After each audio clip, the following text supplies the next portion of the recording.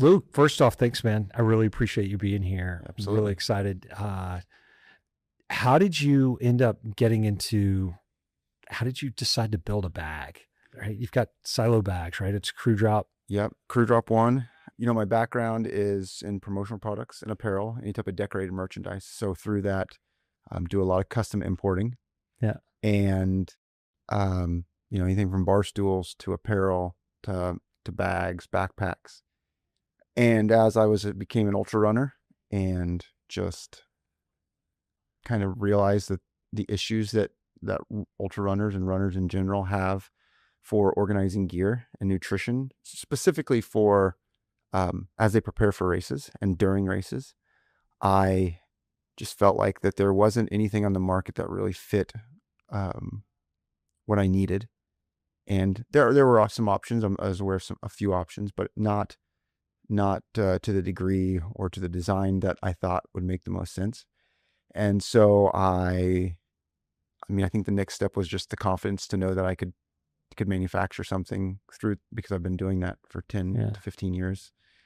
And so I just really started to look at what would be important. And it was right as I was leading up to a 100-mile race, Grindstone 100 in 2023. Right. And so I started thinking about it. And then just, during that race, it was raining. You're in the middle of it was a 6 p.m. start. So you get right into it. And at 2:00 in the morning, I'm come into the aid station, mile 44, and my dad's standing there and it's pouring rain and we're under a tent and he has no idea what I need. And I just realized at the moment as I was pulling stuff out of a backpack, that's just stuff's falling everywhere. You can't find anything. It's dark. And I just realized that was kind of the moment where I was like, hey, I need to, move, at least take some steps to building, like, what would I build to, to help runners, Right. to make that part of the race. It's a difficult race enough, that type of racing, anytime you get beyond 50K, that eliminating one area of stress would be a benefit to myself and I think other runners. So that was kind of where it came from for the idea for the product, which eventually became the Crew Drop One after, probably 14 or 15 months of prototyping and, trying different things. Yeah. Yeah. That's wild. So when you think about that, and specifically when I'm thinking about that, there's multiple different areas we could go with it. There's one, which is just from a business standpoint, you're a top performer for an apparel based branding company. And did they have a problem with you starting up your own company off of this? Nope. So the way, so the company I work for, my full-time job is the Vernon Company. I've been in the promotional product industry since late 2006. Worked for a small distributor from 2007 to 2011. And then I joined Vernon in 2011. What I liked about Vernon, family-owned business, opened in 1902. So fourth generation, fifth generation is now involved. I joined there in 2011. And what I liked about that was I've always been a, eat what you kill type of person. Started businesses when I was young and just kind of liked the idea of entrepreneurship, something that I was very interested in pretty early on, and sales. And so with the Vernon Company, it's set up as you can set up yourself as an employee or as a 1099. Right. And I came in as an employee for health insurance and, bonuses, things like, or benefits. And so while I'm an employee, it's still, your full commission, go out and get your own customers. They support you in the back end role of operating. And so when I sell that, it kind of goes to our supplier network and you're kind of running your own business. And so, there's no direct competition. It's a completely different type of market. There is a promotional aspect in terms of race swag and brand gear for that particular market. Oh, so there's, with what you're doing with Crew Drop One and Silo, you're not competing with Vernon. No, the Vernon, I still run.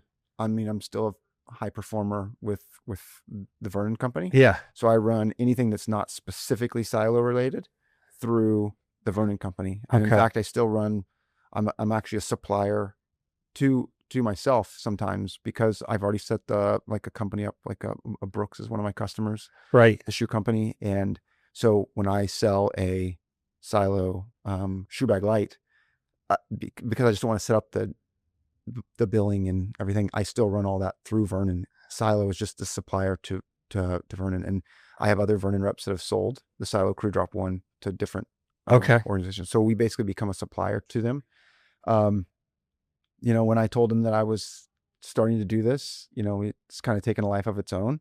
I wasn't really sure what to, I didn't have some grand plan to do something, but there's like, we still want you selling for Vernon, and it's still, Vernon is still very much the full time is what puts food on the table for the family. Right. We're certainly not to the point where I'm taking anything out of the business, Right. putting everything back into the business when we have a custom order or we have any online sales.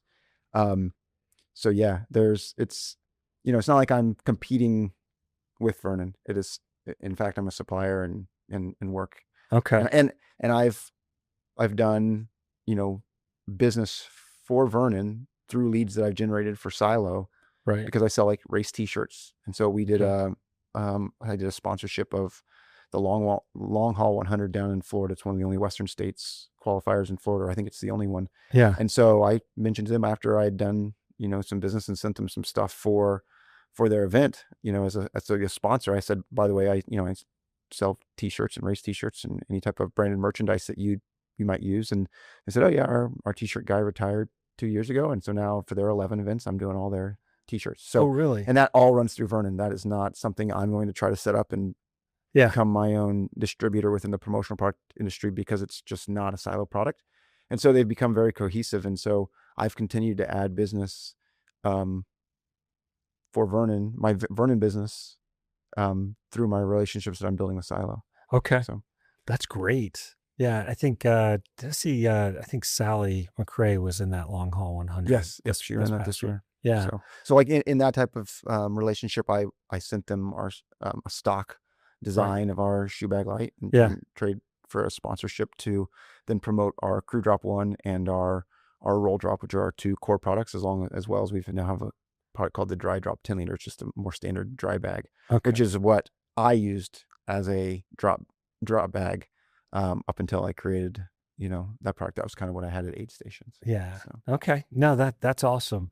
So a couple of quick things for you as far as setting that up. Like when you think about building a company and specifically building Silo and what you've done, what are your goals and aspirations? And, how did you go from an idea to prototypes to, to actually getting out the door? And now I'm seeing some pretty big names in the space having examples of this. So I don't know, or having, using your bag. Right. So how did you go from each of those different stages? And here's the context on it. When I'm asking that is, there's a lot of people that have existing jobs right now that said, oh, I wish I had a company, or I want to have my own company.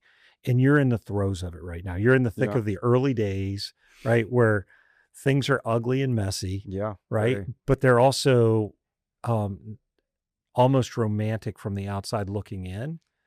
And I've been there, and there's nothing romantic about it when you're in the middle of it, but not a whole lot. So So how did fun, adventurous, exciting. But I wouldn't describe it as romantic. It's certainly not.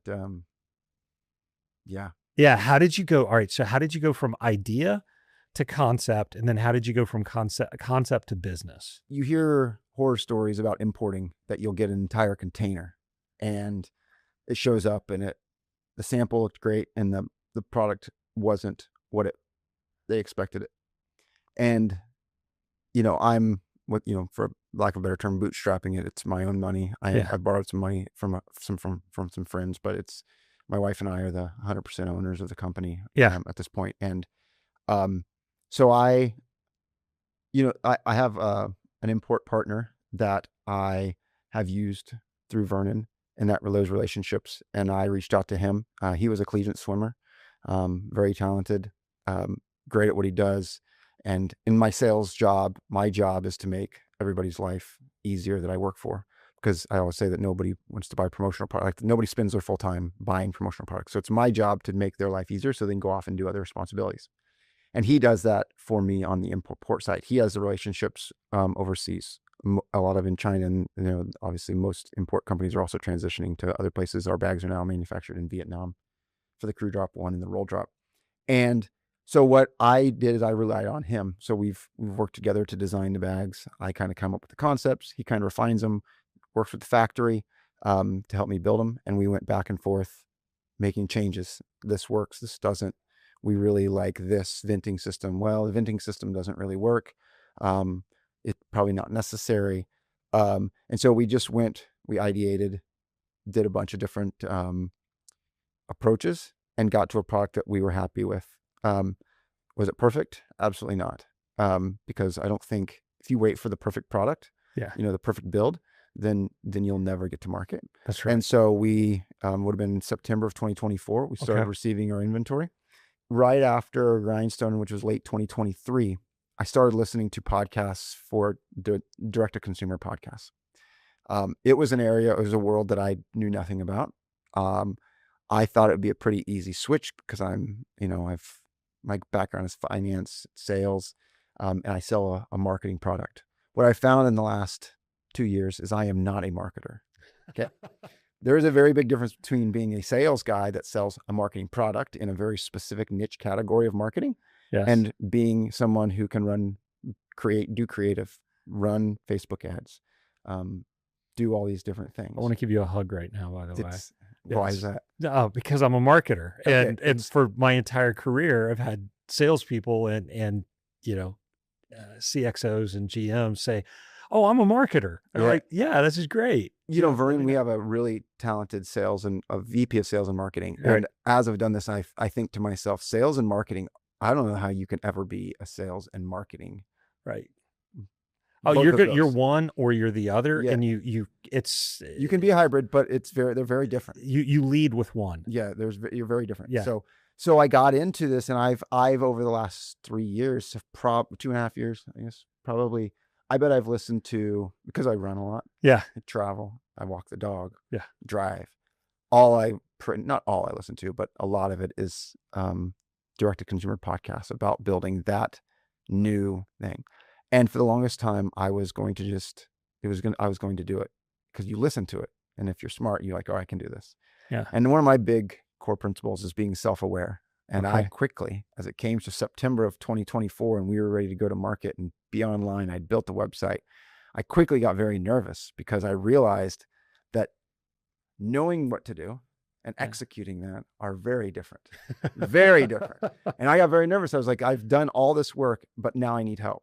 The problem is you're not big enough to get that help. Yep. I called and somebody referred me to an agency. Nothing like lighting that money on fire. It was gone, and it was not good. Because on the backside, I'd worked with companies like Brooks and seen their platforms and their projects and their PDFs, and I was like, wow, this is amazing. This is what I need to get going. And it was not what I expected it to be. And it was so I pulled the plug on that. Worked with another group, another agency early in 2025, much better experience. They did a good job. They didn't do as much with small direct-to-consumer brands. And so we didn't get it to the point where it could scale. And so I pulled the plug on that after 3 months and just realized that I needed to learn it myself if I was going to really have a chance at this. And so I really dug in and I just started trying things and was able to get through our first run of inventory through the end of 2025. And now we're at 2026. The product is we've made some improvements to various aspects of it, as you should, especially early on. You make those adjustments and make the better product. We're always going to be, changing small things to make it a better product, coming out with new products. So the challenges over that first 18 months, and the reason it's not romantic is because, I can start to see the light at the end of the tunnel because we're starting to see progress, see those core areas where, I was listening to a podcast. I listened to the Operators podcast. It's a really good direct-to-consumer podcast, but mainly 9-figure brands, but you still can pick up a lot of things. Yeah. And one of the things that really stuck with me in this week's podcast was they're talking about you need to find one area where you can acquire a customer at a profitable amount, and you just keep doing that one thing over and over again and build it before you go off and try to find other areas. Yeah. There were many times in that first 18 months where I wouldn't say, I don't know if I regretted it, but I don't think it was a wise decision to start a business in an area that I'm more passionate about, and with running and ultra running specifically, but in a category or a segment of marketing that I knew nothing about. Right. But thankfully, I'm getting to the point where I've kind of figured it out, Yeah. and I'm getting to the point where I can at least be dangerous and Yeah. hopefully get Silo to a scalable enough point that I can turn over what I'm not good at. And this is where it becomes self-aware that you need to hand off the things you're not good at. I mean, I'm still shipping every order myself with my wife. Yeah. I'm, you know, moonlighting in the evenings Yeah. while doing the Vernon stuff, because that's what puts money on the table, you know. And that's, and eventually hopefully get to a point where, but there's nothing romantic about the grunt work, especially when it's not my full-time thing. It's late nights. It's cutting into other sales aspects. I mean, I'm definitely down a little bit in sales because of a lot of the prospecting and stuff that I've done for the Vernon business is, I mean, it's hard to have, you know, two masters, I guess, for lack of a better term. Yeah. And so it's balancing both of them. That makes sense. That makes a lot of sense. But it's been very fun learning something new. Yeah. I'm in my 40s. I've done promotional product sales for, almost 20 years now. Okay. And I'm learning something new, and I get very excited about it. And it's a lot of fun doing things. And there is a very big promotional aspect to the Silo thing. Yeah. We are not a consumable. Everybody in direct-to-consumer world talks about consumables because you're not just acquiring that customer. If somebody buys a Crew Drop 1 bag, unless they come back for another one, which ultra runners do need multiple ones, or they might use them and, hey, I need a new one eventually. But really, for most customers, they won't need another bag. We have a lifetime guarantee. It's consumer durables is what you're saying. Yeah, it's a durable, and it's so my consumable aspect is also getting promotional product business where races give out our swag or brands give it out. So that's that repeat customer that I'm working towards. But the actual direct to consumer, you have to be first order profitable. Otherwise, it's not like you're selling a supplement and you can spend 5x what the first purchase is and you'll make that up in the next 6 months or whatever. So it's a different type of business. Yeah, no, that's true. And that's fundamentally different than what you were doing, right? Or what you are doing, right? Because to your point with Vernon, you can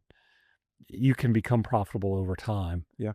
Well, and I have the same customers, in sales, you have that person that's going to, I have friends in the mortgage industry, and somebody gets a mortgage, they're probably not going to come back for, 5 to 30 years. Right. My business, I have built a loyal group of businesses and the customers that repeat, might be a different product, but they're still my customer, and it's an ongoing thing. Yeah. And so a shirt, a hat, a bag, a cup. They'll order golf balls for an event, or they'll do this for a grand opening, this for an event. A lot of it's event based. COVID hit, you're giving out a physical product, and it's expensive to ship products like that.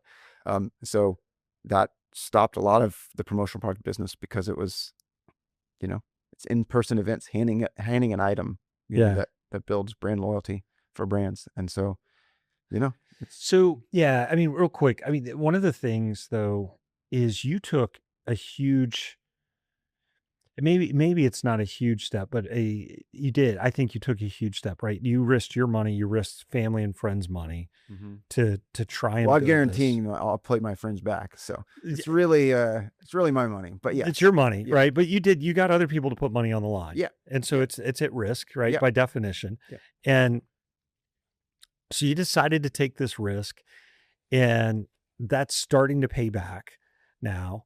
Well, I can see that will pay back. Okay. Yeah. And you've already got your second iteration of the product. Are you working on a third iteration? Or do you think at this point it would be slight tweaks? Like there's a slight tweak that we want to make for the next round. We're adding products. But yeah, I think the bag is where it's at. For the most part, stay. There might be a small tweak or a slight improvement of a very small aspect that somebody may not even notice. Yeah. But yeah, if you had a magic wand for your company, what what would be an influencer? Who would be an influencer that you would love to add Hmm. that would carry and promote your product? And then I've got a follow-up question from the magic wand perspective. Wow, that's interesting. You know, it's I don't know if there's one like this person. Or type of person. Like if Yeah. you could pick an You know, archetype. the reason it's tough because, you know, in the ultra and running space, there are, I don't know that our bag is ideal for the professional runner, Mm-hmm. because if you ever watch an ultra marathon or you see those pros that come through, they aren't spending much time. Everything is handed to them and they get out the door. Yep. You know, they get out back on the trail, 2 minutes, Yeah. you know, If that. UTMB, I think those guys are out there for the men specifically just under 20 hours now. Yeah. And they spend 5 years ago, they would spend 40 minutes, 45 minutes in aid stations throughout that amount of time. Now I think the top guys are there for, I could be wrong, but like 11 minutes are in aid stations over that 20 hours. 11 minutes. Maybe it's 17, but it's definitely under 20 minutes. Yeah. Everything is handed out to them. So I think one of the things that it authentically, our product is not a product that you use. You're not running with our product. We are not trying to be at this point a technical product. Yeah. We are a organized gear before the race, the trip to the event, if you're traveling, preparing you. Obviously a drop bag is the original core product used for the crew drop one, and now the roll drop and the dry drop 10 liter. And then after the race. Yeah. So, you know, like a famous person or something like that, sure, there's people that, but I don't have a specific like dream person, Right. because who I think it resonates most with is seeing everyday runners like you or me. Right. You know, we have a young lady named Julissa that she was posting content, and then she posted a video, and I was like, hey, could I use this in an ad? And it's done very well, because I think that resonates with people. Cody Poskin is a runner who's kind of come on the scene, and hopefully we'll have a huge year. He's racing the Cocodona 250, finished 9th last year, I believe, off of very limited miles for that type of long race. Yeah. But won the Jackpot 100. Okay. You know, 13-hour 100-miler, very like 23 or 24 years old. I just reached out to him a year and a half ago. I was enjoying watching his YouTube videos, kind of a fun, young, crazy kid. Yeah. And so I kind of became friends with him. So his crew uses it. Last year at Cocodona, the winner of the Cocodona 250 in 2025 was Dan Green. Yeah. One of his crew members was using our bag throughout the entire Cocodona 250. And obviously when you're live streaming a 250-mile race, a lot of the action, because it's in remote places, is at the aid stations. Yep. And our bag just kept being there, and people started seeing it. And that helped a lot. So a guy like Dan Green. But also what I found is a lot of these top end pros, they have contracts with a Solomon or something like that. And if they sell bags, they pretty much can't be involved with our product. It's not always the case. But so I don't really have an answer to a single person. I think it's the everyday runner that is using it and showing how they are using it, because that's my customer base, is the person. You know, when I sponsor events, and if people buy one of our crew drop ones for like a prize, I prefer that they don't give it to the winner, because it's usually the people at the front. Now in your amateur, you know, your standard races, the winner's not necessarily some pro. Yeah. But I prefer that they give it out in a different way, because it's as great as a podium gift. Yeah. It's the everyday runner that's going to need our product to organize their gear and nutrition. And I think that's just my ideal person, is an everyday runner like me and you. I love that. Know, to the top, you know, that top 10%er, but the back of the packer that's fighting cutoffs. Yeah. No, that's fantastic. It's interesting on that. It was a different angle than I was thinking. If you could do something with your business, if you had a magic wand for your business, what would you do? Get somebody that complements my skill set. Okay. You know, I hear a lot about, oh, you should always start a business with a partner that complements you. Yeah. You know, I'm 2 years into this now, a little over 2 years into Silo, and I still don't know that marketing person, because I didn't come from the direct to consumer world, so I don't have that aspect. But having somebody that you can really just turn that over to. Yeah. In my career, I've never hired anybody. I've never managed anybody. I wasn't in the Army. I didn't manage people. I hear it's not as glorious as everybody talks about. It's not Right. that being the CEO is not always the fun thing of, Yeah. being in charge of people. But yeah, I think just having somebody that you can 100% rely on to do something that I'm not great at, Right. that would be, building those Okay. partnerships. That would be what I think would really scale my business, is getting it. But that's easier said than done, to have a good fit. Yeah. And that's what I found the challenge to be, because you have to be at a certain level to make it worth their time and your time. Because I didn't have that, oh, hey, we're a 50-50 partnership. It's my wife and I, and Yeah. we, neither one of us come from that world. And so I guess that would be the finding the right fit. But it's also just, and there were some days I'd never been on Instagram, and Right. really until I launched Silo. I'm not a big social media person in general. I consume it, but I don't like to post about it or post on it. And so it's, that's tough. I mean, because that's a necessary evil in this game. And so more than anything, I just want people to enjoy using the product. And I think sales and growing the business will take off from there. Yeah. Because if you don't have a great product, you're going to lose it. And, I think one of the things I'm most proud about is, through 2 years or 18 months, Yeah. we have, I don't know, 150 reviews. We have over 1,000 customers at this point. We have 4.98 stars or something like that. We've had 3 reviews that are not 5-star. Okay. So, I think, and you feel every one of those too, don't you? Well, at least I do, right? Whenever I feel a 4-star, but I can accept a 4-star. Yeah. What's funny is the 2 of the 4 stars are the handles weren't up to snuff in terms of, like, they thought it could be better. And so that's what one of the major changes we fixed on our second iteration. We took that. And the other one was somebody gave us a 4-star on a product that they didn't even own. Okay. And so I left it. It's a 4-star. Fine, whatever. Yeah. But they reviewed the roll drop with a 4-star. It's the only 4-star the roll drop has. And they didn't have a roll drop. That's I think they meant to review the crew drop one, and they reviewed the roll drop. And the reason they gave it a 4-star is because they were waiting on a color. They were excited about a color. So, and we've had thousands of purchases, and we've had 3 returns, which is a really low return rate. Okay. Yeah. That's amazing. All of those it was just smaller than the person wanted. The bag was smaller, which it needs to be, because it's almost too big for a drop bag, which is the original intention.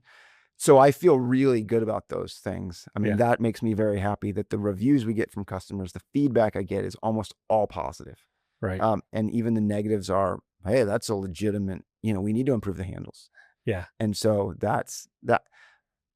I'm very happy about that this far into it, that we haven't, received, hey, this, we've had some product quality issues, but every single one of those issues in that first iteration, we haven't had any with our new and improved version. Every single person didn't want their money back. Yeah. Every single one of them just wanted a new bag. Okay. And we send them a new bag. And so even the people that have run into some issues on our first iteration that we've definitely needed to improve some quality issues here and there, they all wanted a new bag because they love the bag. Oh, so that makes me feel that's great. awesome. Well, one of the things that you do from like a service standpoint that I think is phenomenal is you put a handwritten note actually on the box, inside the box. Yeah, right. Slightly changed that, but okay. Or there's a handwritten note that's dropped in, or a note of some sort that's dropped in. And I've seen posts from people where you've actually gone and looked up like what events they're going to go do. Yeah, people love that. And I love that. It's fun to see what customers are doing. Oh yeah. It's amazing. Because I know from my perspective, when we put content out there and people engage with it and they tell us more about their story and what's going on with that, it just makes this world a smaller place. Mm-hmm. It makes it more human. Yeah. And being able to connect with people is phenomenal. Yeah. So it's funny because I started doing that. And so, when you start a business, things change, right? They morph in what sound like a good idea early on, doesn't work. But one of the things I started doing is writing in Sharpie on the box that says on the inside flaps, "Thanks for allowing us to join your crew." Right. A crew with ultra runners is the person that kind of helps guide you through and get you through. And so by adding a silo crew drop one bag, we kind of felt like we were becoming part of the crew Right. that person was doing. So I would handwrite that. I have switched that to being on the back of the handwritten note, because I was writing handwritten notes on the packing list. And then I would also email every customer and say, "Hey, here, personalized." I'd still get an automated thing, but I would still handwrite. I slowly stopped doing the email thing. And then I would write handwritten note on the packing list and write in marker. And I said, "Hey, I should probably combine that into one thing." It's just taking it more and more time as we started selling more. And so now the back of the handwritten note says, "Thanks for allowing Silo to join your crew." Right. And now I write it on a handwritten note, and I just put the packing list and the handwritten note in. So it's kind of morphed.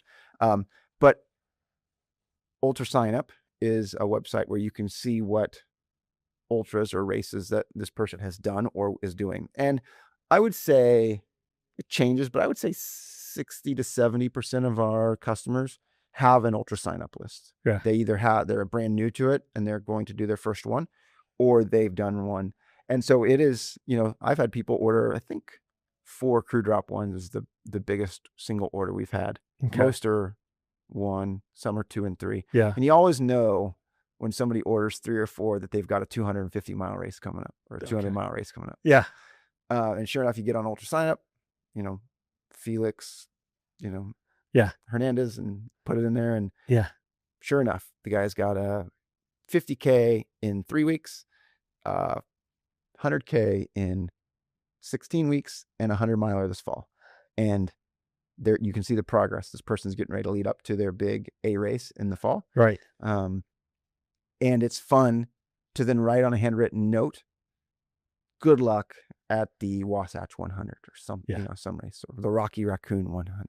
Yeah. The Long Haul 100. And so they get that note, and nothing drives social media engagement, which then I don't have to post as much, because I can just share their post of, "Wow, this, look, this is incredible that this person sees my order, takes the time to look it up, and says good luck in this race." And so the responses that I get, the feedback I get from that is again more encouragement to me to keep doing that. Eventually, maybe we'll get big enough where, I'm not doing that. Right. But until that time comes, it's still a lot of fun to engage with a customer base that shocks them that they're not just getting a product that got shipped from a warehouse and the person has no idea who it is. So yeah, that's fantastic. So real quick, as far as your background and whatnot, you've got an incredible personal story. And I don't know that this is necessarily real quick, but we can go wherever you want with it.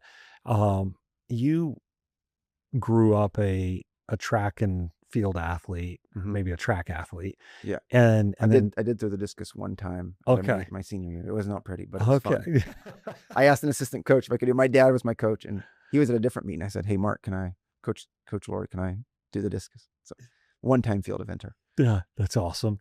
And then, so you did that and cross country and whatnot, and then you ran in college as well. And then you've been able to run competitively, for fun, since then, with some crazy life turns that have come along the way. Just walk me real quick through your story. I'm from Kansas originally. That's where we're based. We're based just on the Kansas side in Kansas City, but I grew up in a small town outside of Manhattan, Kansas. My dad was a very talented runner at Fort Hays State, multi-time All-American, ran the marathon, and then kids came along and he kind of stopped running at that point. But he was very well-known and respected, one of the top track and cross-country coaches in the state of Kansas for 33 years. I grew up, going to cross-country meets, track meets. Loved it. It was always around it. My older brother was a very successful and very talented runner. He went to Oklahoma State University. I walked on. I wasn't as talented. Was a very late bloomer in terms of development. So I became a good runner probably by my senior year. While I ran at Butler Community College, and then walked on at Oklahoma State to run. Got done. you know, decided to just not run for 4 years, gained a Yep. lot of weight post-college, and then started running again, got back into it, did my first ultra in 2013, a 40-mile race in North Carolina. Didn't quite catch the bug, really had fun with it, but just really didn't train enough to like, man, that was so much fun. Right. It was fun, but it was not something, I did some marathons here and there. Um, did an ultra. So my wife and I had our first child in 2015. She spent 31 days in the NICU, passed away January 1st of 2016. I'm sorry, man. We've started a hard. foundation, but my wife and I decided to run a 50K together in Alabama on Memorial Day weekend, 6 months after 6 months after she'd passed away. I didn't know much about ultra running at the time. It was 95 degrees. I didn't know about taking in salt. Oh, I just knew about drinking water. Got done. We weren't in the greatest shape. I think we did in like 8 hours. Now I could probably run that same race in 4.5. okay. You're moving now. Yeah. And got done, felt fine. But didn't pee the last 5 hours of that race, which, I thought I was dehydrated. So I just kept drinking more water. Got done, felt pretty not great. Started puking water, ended up in the emergency room. They said, you're not dehydrated, you're overhydrated, hypernatremia, which I didn't even know that was a thing. While in the emergency room, they said, hey, by the way, your A1C is like in the 9s. So I found out I was a diabetic while in the emergency room. I think a lot of that came from maybe something Type 2? Nope, type 1. Okay. Type 1, late onset type 1. Okay. I think, my younger brother is type 1 diabetic. And Okay. early on, back in like the early 90s, I did some testing and they thought maybe I was, I don't know, what do you call that? Pre-diabetic? Like susceptible to it. Okay. So I think that a lot of the stress of that 3 months leading up to our daughter's birth, when we knew we were going to be in for a challenge, she had a congenital diaphragmatic hernia. And the foundation supports people with CDH, as well as just that spend time in the NICU, because it's a very difficult time.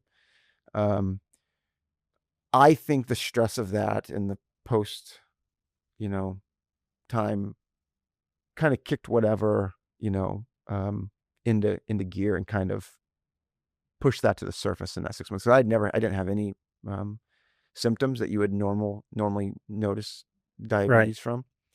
But that was my second ultra, and started running and, dealt with diabetes, figuring that all out the next 3 years. And then 2019 really started getting back into, my brother had started a podcast about running. He owns a run specialty store in Manhattan, Kansas, and got back into running, listened to his podcast, and was like, man, I really need to get in shape, and started doing ultras, and just loved it. I did the Pikes Peak Marathon 3 years in a row. And then I signed up for a 50-miler so I could get at the start at midnight, so I could get some night racing experience. And then did my first 100, Pinhoti 100. Okay. Dealt some injuries after that, and then have just been bouncing back and forth. And then in 2023, kind of ran into some other health issues that have, been a challenge. But now I'm finally back to excited to race. I haven't raced in a long time. Been building the company, and nothing will set back your running like having 2 businesses, 3 young kids. We have a 9-year-old, a 5-year-old, and a about to be 3-year-old with my wife. It's a good family. It's a good family. Great. But that keeps me busy. Vernon keeps me busy, and Silo makes it very difficult. I force myself to get out and get 30 minutes a day of running just to clear the mind and stay healthy. Yeah. What feeds your soul out of those things, or anything else? All of it. Yeah. I grew up going to church, and so that's big for us. Every Sunday you'll find us at church, but the kids are fun. We're down here for a national sales meeting for Vernon, and people ask me how my kids are, and they're a lot of fun, and it's nothing makes you happier than seeing your kids cuddle on the couch and watching a show, and then 45 minutes later they're fighting. The same thing all the parents deal with. It's like you tell somebody that, and they're like, oh yeah. Like, oh, it doesn't get any better. They'll be at each other, until they. Yeah. How old are they again? Just turned 9, just turned 5, and about to turn 3. Okay. Yeah, those are good ages. So, and Micah would have been, that was our daughter. She would have just turned 10. So So 10, almost 10 and a half now. That's yeah, you've had some hard turns actually, and I'm a deep faith-based guy, deep relationship with God, and we went through a really so all of our kids, we've got 5 kids, and our oldest, not our oldest, but our youngest just left for college. But our middle son back in 2019 went through a really bad accident and bad times and stuff like that. And the crazy thing that I've seen is those times, those hard times that happen with your kids, they either galvanize you or divide you. Mm-hmm. And you either draw closer Sometimes to God, both. or yeah, yeah. And well, it was funny because one of the counselors was telling us, they were like, "Hey, when parents go through this, there's a pretty high divorce Oh rate." yeah. Yep, that's a big set. And things like that. And so my wife and I had to really just kind of double down on some things. And fortunately, and we're very, very grateful, through the grace of God, he's healed and he's back It's and great. he's good. But it was a long road. There were a couple miracles that were involved where seriously the doctors have no Mhm. explanation. But um, what's what I love though is, as you're sitting here talking, you look at your kids now and they're at such fun ages, man. Yeah. And it, Yeah. selling a bag is great, but seeing your kids Yeah. is so much better. It is. But it's fun to see my kids be excited about my oldest son. I mean, if he wants to be a sales guy, he could be a sales guy. He Yeah. loves to communicate. It's great. Um, loves to talk about silo. We went to a race up in Maryland, a month and a half ago. Yeah. Um, you know, I said, "Hey, I'm going to go out for a run for a little bit," because it's a very small community race in the middle of nowhere. And he said he talked to 2 or 3 people about the bag and explain it, and I'm sure he did a great job. So it's fun seeing that. And but yeah, you get the statistic in counseling sessions that that leads to divorce. I dove into work. I mean, I'm Yeah. sure everybody handles grief differently, and Yep. I could certainly do a better job of handling that. I started working a lot. My sales really started increasing after that because I focused a lot on it. Yeah. Nothing, I don't know if it's all, things like that.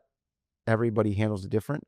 Ours obviously was, we were fully expecting a complete change to our lives. And it's pretty immediate. When it's over, it's over. And you go home and we just fell asleep. I mean, you know, you, it's, but I just started working a lot.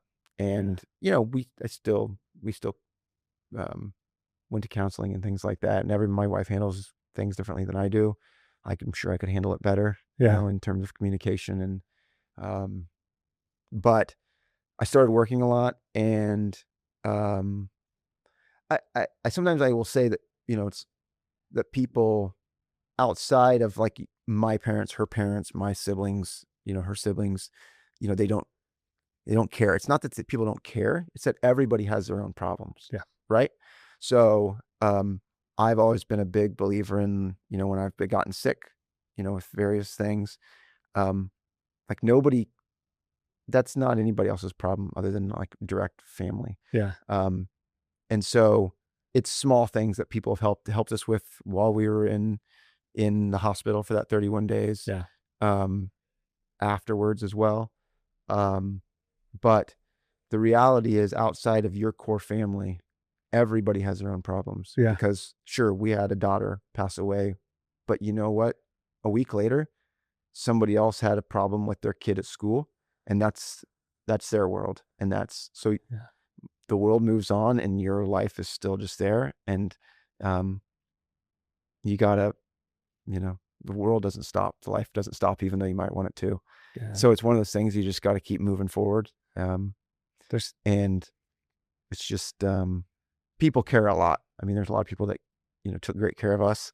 But this, the sadness and the grief and, and it's, that's yours to handle at home, essentially, yeah. with the support of your family. And my wife and I both have a great family that can support us in that. So that's been great.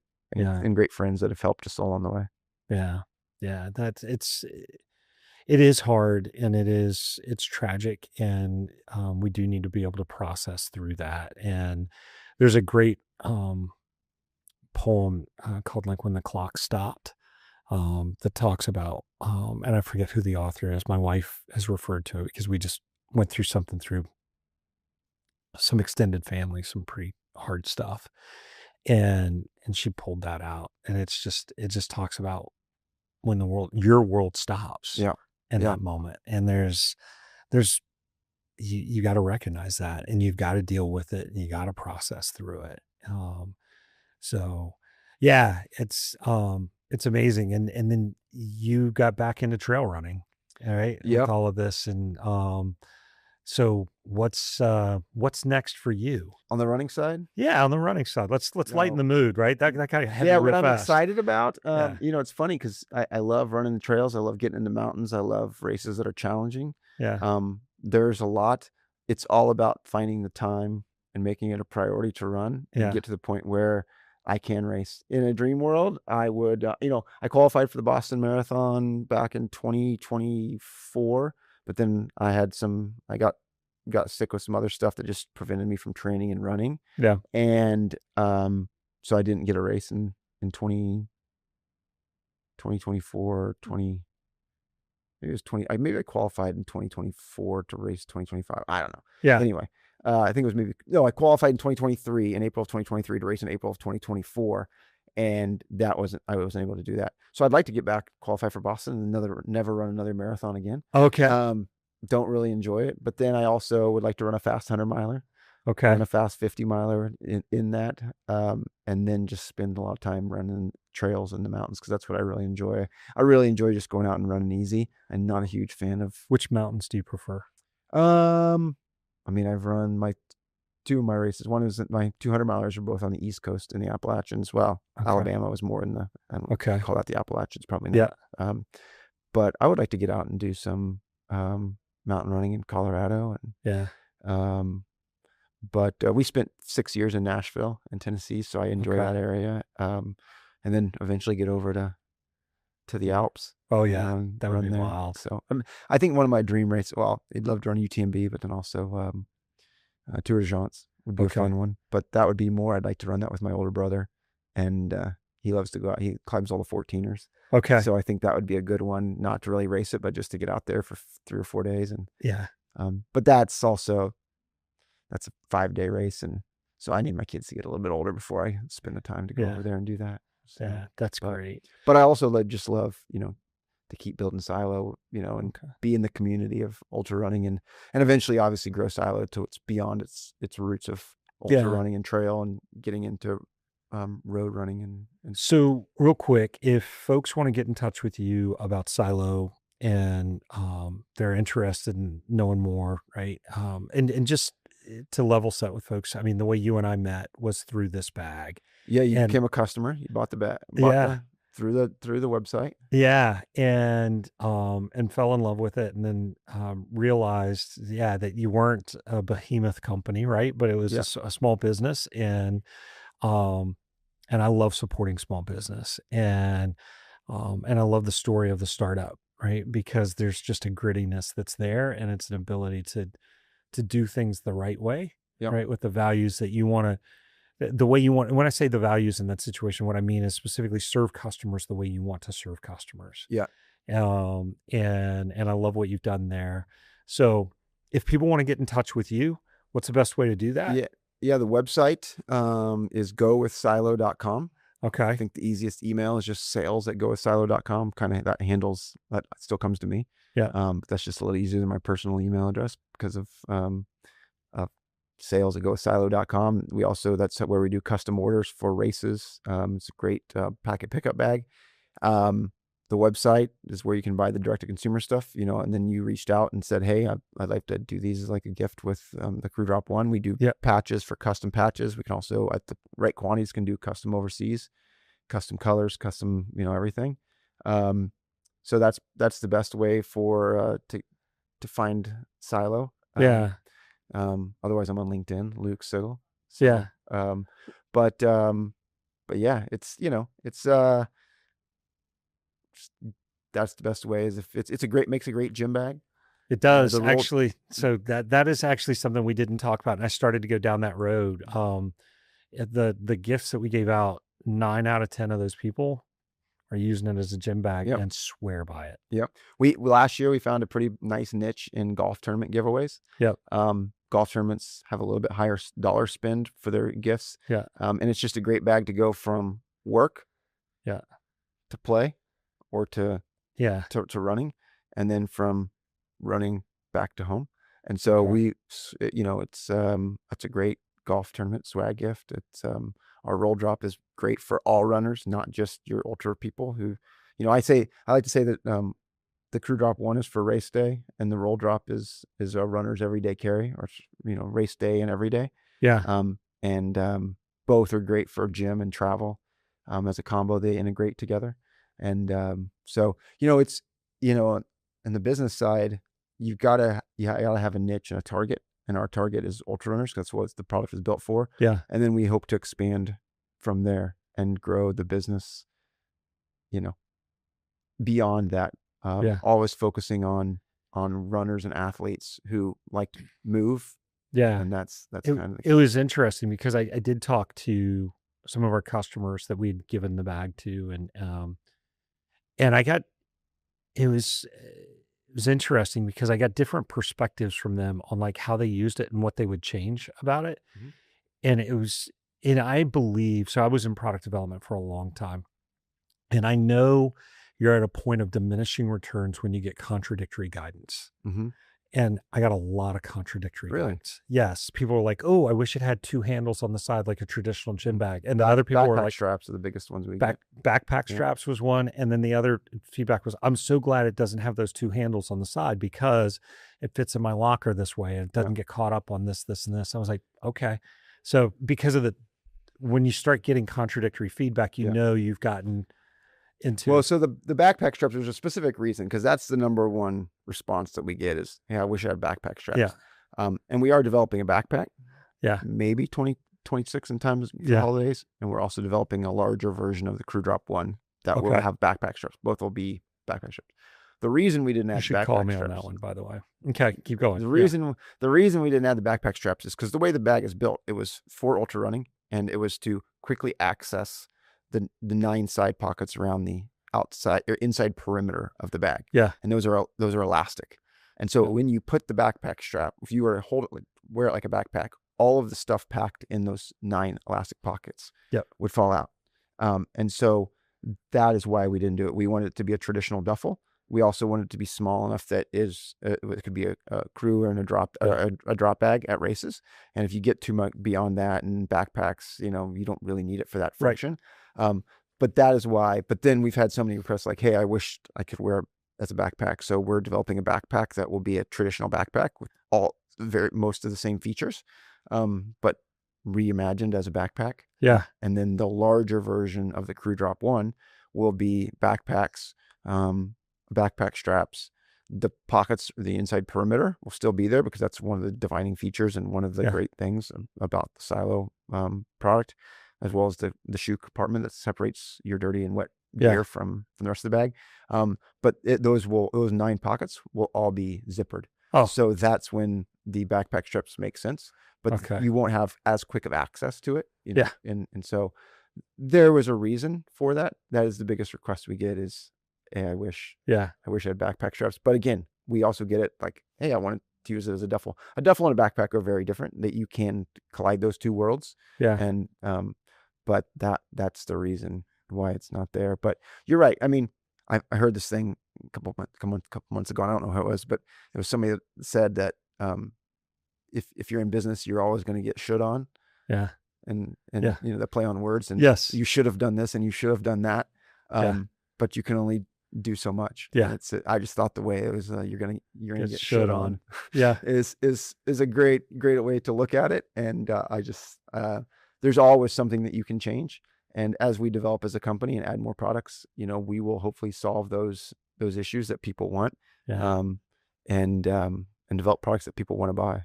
I love that. That's the goal. That's awesome. So, hey, Luke, thank you so much. This was fantastic. This is awesome. Is there anything we didn't talk about that you wanted to? Not off the top of my head. Just Okay. if you're looking for a bag to help you in your running or Yeah. organize your gear and nutrition, that's our core aspect, is helping people organize their gear and nutrition and shoes and apparel. Um, Check out Silo and go with silo.com and the Crew Drop One and the Roll Drop. I love it. All Awesome. right. Thank you, man. Thank you.